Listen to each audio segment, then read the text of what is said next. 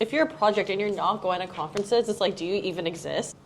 Hey everyone, I'm Karine. I'm the BD lead at Nibiru chain, and I'm here with Sarah, Yura, and Jiwoo. Hi, Sarah. I'm head of BD at Airfoil Design Studio. Hello, I'm Yura. I'm in charge of Korea BD at Sentient. And my name is Jiwoo, and I'm BD at Kaito. What are you most excited for here at KBW this week? It's very exciting because this is my third year in Kaito, and then first time our founder visiting Korea. This is also my first time in Korea. Really? So Oh, really? Yeah, it is. I don't know. I didn't tell you Oh. guys, but yeah, I'm Wow. really excited to be here. I think like for nowadays, I'm really proud that I'm like Korean because most of the friends just come and like tell me that, hey, Korea skincare is so good, like head spa, where there's a lot of like pocha, 24 hours places. Also, I think it's a great place to have a conference because it's so accessible. And the Yeah. weather, I think, for once, is actually so nice.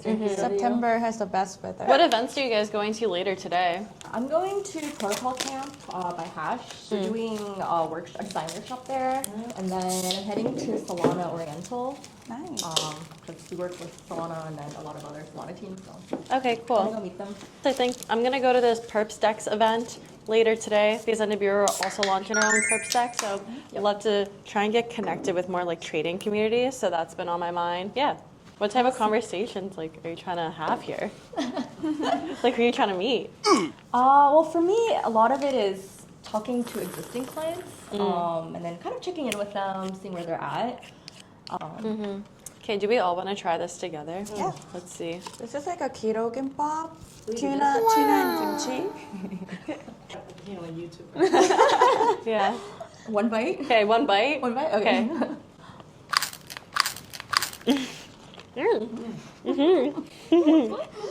I kind of respect Mukbang YouTubers. Yeah. I'm gonna talk. This is our YouTube like debut, the crypto edition. When it comes to like meeting projects one-on-one, what is your strategy around that at conferences? How do you make the time? Because that's really difficult when the schedule is so packed. I think still like setting a one-on-ones are really important. So rather than the events that we Kaito team hosts, for example, today I'm also like a Yapper event to meet with retail side people. It's like we have a lot of Korea-based Yappers. I always try to make some one-on-ones in the morning, like mostly daytime at the cafes, and like I just visit their office as well. Prepping for conference week is also so important. It's one thing just being here, but even the lead up to coming, you have to make sure like you schedule all the one-on-ones like in advance, make sure people's calendars are free. Even like communicating with you guys to get you here, like so much goes into conferences that like goes unseen, especially on the BD sides. It's crucial when you're like trying to make everything go like smoothly. You can't really just like show up and expect everything is gonna be fine. I used to actually make like a Calendly link for each conference so that people can just come and like find the time. I recently joined Sentient, and it's like first time for me meeting teams in person. So I wanted to introduce to my like Korean partners and my like Korean like KOLs or research firm or like agencies. So I'm hosting a private lunch. So because there's a lot of like duplicated private dinners, so I changed to private lunch. And honestly, like even before KBW works really well because people, like this is before they're too busy. So getting together like a group, or actually like co-hosting with like a couple friends or a couple like partnering teams is really good. For example, Airfoil is co-hosting a dinner with Zelik and Caladan, and then inviting only like friends and like clients, partners. So I feel like that way you still get to meet new teams, but you're also keeping it pretty limited. Yeah. So you're actually getting to like chat to everybody who comes through. I actually really like going to the early morning events. So just, I don't know, I just do better in the morning. Like after a rare 5 breed. p.m. Like after 5 p.m., my social battery is off. So like this morning I was at the gym event, like with our, yeah, like lifting. Wow. So doing like leg day this morning. She's a beast. Oh, stop it. No, so are you though. No. But I went with her to a Muay Thai event in Bangkok. Oh. And she was a beast. Oh, guys, I was like, let me not get on her bad side. No, it's not that serious. Anyway, the point of what I was trying to say is like we were talking this morning. It's like if you're a project and you're not going to conferences, it's like do you even exist? Because you have to put yourself out there. If you're not putting yourself out there and going to conferences, it's pretty not great. Like sorry. Yeah. Is that a hot take? Is that a hot take? I don't think so. Is that a hot take? Whatever. If it is, sorry. Posting on Twitter not enough. If you're a KOL, it's not.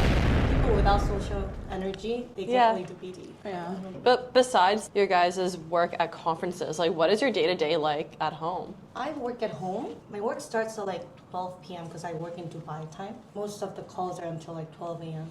So in between, I go to the gym, like, I go out and eat with my friends, but try to like take calls at home or at least like cafe and stuff. I used to work for a US time zone. So I start my day around 11 to like 12 p.m.-ish. And then work at a home or cafe or meet you. And because I'm here, also working for a Dubai time zone, I used to work for a US time zone. So we go to cafes or work together at a home. And then get dinner. And then my like second like call starts. Starting like 8 or 9 p.m. So that calls is until like 12 p.m. or like 1 a.m. So I just sleep and then I think I start my day too late. There's a lot of night calls. I think the same thing. Like I've tried to be a morning person, but then if you have calls at like 11 p.m. midnight, you cannot be a morning person. I don't know, I kind of work in like 3-hour chunks. So like I do my 3-hour chunk in the morning and then I take a break for lunch and where I go to the gym and then I sign back on at around like 3 p.m. another 3-hour chunk.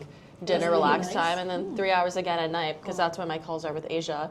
And then do it all again. I can't just sit there for 8 hours straight and be productive. I don't know, I'd rather have like 3 hours of like really good quality focused time and then just like split up my day based off like my hobbies, being like at the gym, seeing friends. And yeah, I work out of cafes mainly as well because virtual life gets a little bit lonely. So like you kind of need a social interaction. Yeah. How did you guys get into the space in the first place? I know for me, I had a very interesting path. Like I didn't always say, oh, I'm gonna go into crypto one day. Like I was just interested in emerging technologies and a lot of my friends were software engineers, which is how I kind of like fell into the space. I used to work for traditional finance in the security firm and like a company bank. So I started with my first career with a HR manager at a company bank in SK Hynix, which is the competitor of Samsung. And then I moved to a security firm. At that time, I was more like the B2B sales support or like partnership manager. And then my sister, she was working in the scene pretty earlier, so she convinced me to move. At that time, like I didn't knew about like Bitcoin or Ethereum. I thought it was like a scam. To be honest, like my sister was like, "Hey, Yura, buy Bitcoin," but I didn't trust her because I don't know like anything about it. And then I moved to Nons, which is the biggest blockchain community in Korea. So at that time, like I started studying DeFi's. It was pretty interesting with like high APYs and some like strategies. So yeah, now I'm here, but I'm enjoying the scene. I was at school. I was attending college in Hong Kong, and then because of COVID, I had to come back to Korea. And I met the Nons community that Yura just mentioned. It was like a co-living space, like that had like 5 houses in Yeoksam area. Around like 20 to 30 people all live in the same house. They just mingle, but then they also had a lot of like study groups, research groups, and like they were like studying crypto together. They went to like hackathon together. I started living there. I think I lived for around like 8 months. Wow. And then I just decided to join like one crypto project that our college seniors were running. And then like my BD journey started there. For me, it was a little bit niche, but my background in college was actually more on like the human rights side, and then like North Korean human rights. Oh, wow. And then at some point, I was interested in blockchain as a technology, but I was like, how do you merge an interest in like human rights, like transnational? I guess for me, because I studied political science, like transnational crime, and then also, human rights or like crypto. More as like blockchain as like a Exactly. means of freedom and like democratization and technology type Yeah. thing. That's so interesting. But there was like a very specific case. In 2019, there was like the whole welcome to video case, where basically like they were able to track down like this ring of like, it's almost like a tracking ring, but they followed like basically Bitcoin transactions. Yeah. And I thought that was fascinating, but I also realized like I don't actually know anything about crypto or Bitcoin. And so I felt like the easiest way to learn is just to work in that field, which is how I ended up working on the ecosystem side at a Cosmos L1. Yeah. That's how I ended up in crypto. I also kind of came to it from that lens, which is why I started working at Filecoin because I believed in like the decentralization of data and not having like one party control you in that way. I guess my interests have always just lied in like emerging tech and what we can do with it to like help better society. I somehow landed in DeFi and I think that's really cool too. But yeah, I love DeFi because we found our niche. People do like finance in crypto, and I do think there's still a lot of work to be done in terms of like cross-border payments and making those systems a lot faster and easier. Yeah, more food. Bring it.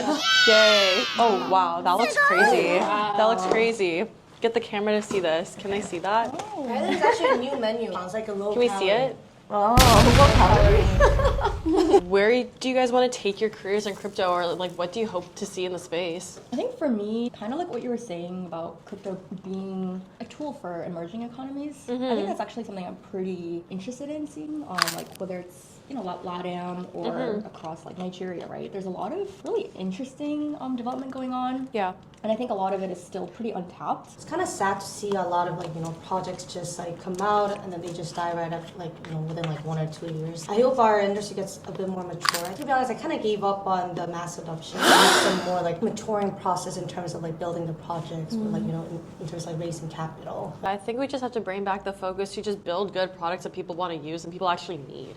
So that's why I like working in DeFi, because you still have that niche of like people just want to be able to earn money. And what crypto kind of provides, and how I explain to people who are in Web 2, is like you kind of have the autonomy of what type of financial tools you want to participate in, which you don't have when you're only interacting with financial institutions. And I find that like the financial literacy that you have is so much higher just being able to manage it yourself. And we have to make it super easy for like the average consumer to be able to use and understand this, and you have to make it trustworthy so people see that and can use it like your regular bank. I always like think about the pros and cons about the like decentralized like finance, even the DeFi, because I have some experience that like my wallet getting hacked, so I lost a lot of like assets. I also talk with a lot of like institutions.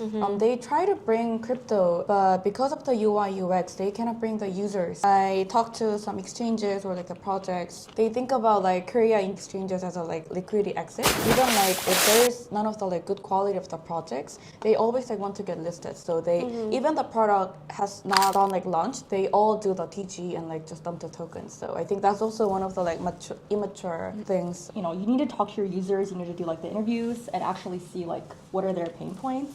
And then redesign whatever you're building based off of that. What do you hope to accomplish this year for your project? And what are you guys looking for? We used to focus on the B2B side, so I used to deal with a lot of like institutions, like, or funds, projects, but it's our first time actually facing those like retail side of people. It feels so different. Like we launched this project leaderboard later last year. A lot of like Korean yappers are coming out. I think this year my goal is to actually meet some more like Korea-based like traders, individuals. Really want to understand what they actually need, what they want. So that's why we're also working on like the UI UX update as well, because we launched like a capital launchpad as well. This money is coming in and out. It's very sensitive stuff. So we're trying to make the UI UX better, make people feel safe and like comfortable in terms of like transferring like some money and stuff. Yeah. For my personal goal will be I'll more focus on my personal branding, because I am a BD, so I think I'll be more active on Twitter. And also on my project wise, I recently joined Sentience. I think it's time to bring some more like awareness for Sentient in like Korean market. One of the product is Sentient Chat. Once like the community gives the feedbacks to the AI agents, like we're gonna share the revenue with the community members. There's like none of the Korean content for now, so we'll focus more on like providing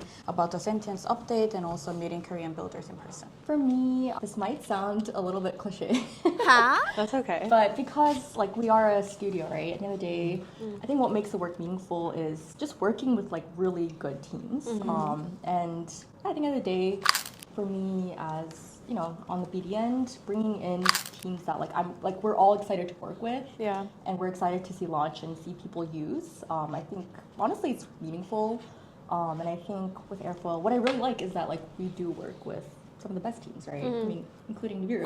Thanks. Yeah, I want to make more friends in the space. I feel like connecting with other women is like so nice. I don't know, I feel like crypto is a little bit of a boys club. Like guys can get together and make friends so easily just because they're like men. Having like other women to also connect with is so valuable. Yeah, for business connections, I think it's great. And having like people like you can travel with and look forward to seeing is so nice. I want to put myself out there a little bit more, maybe make some more friends in Web3. But yeah, meeting interesting projects, find more interesting DeFi, and push out our perps decks, which is Psy, and get more traders involved and connect with some more trading communities. I guess to close it out, let's say some advice that you would give to another person trying to enter Web3. Like one sentence. One sentence. One Oh, sentence. this is hard.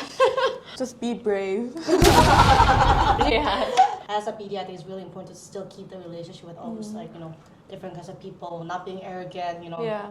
trying to be nice and friendly, because like no one knows who knows we might get into the same team, or like, you know, we can work together down the line. I don't know. Yeah, it's a small industry. Yeah, it's a Yeah. small industry. I think the DeFi world is very closely connected, and yeah, I think at the end of the day, like, it does go a long way. So we're saying just don't gatekeep, guys. Don't gatekeep and be a connector. Yeah. Be nice. Thanks for eating with me. Thanks for coming to the 감사합니다. Nibiru Content House. This was so great having a conversation with such smart women in the space. Thank you. Yeah.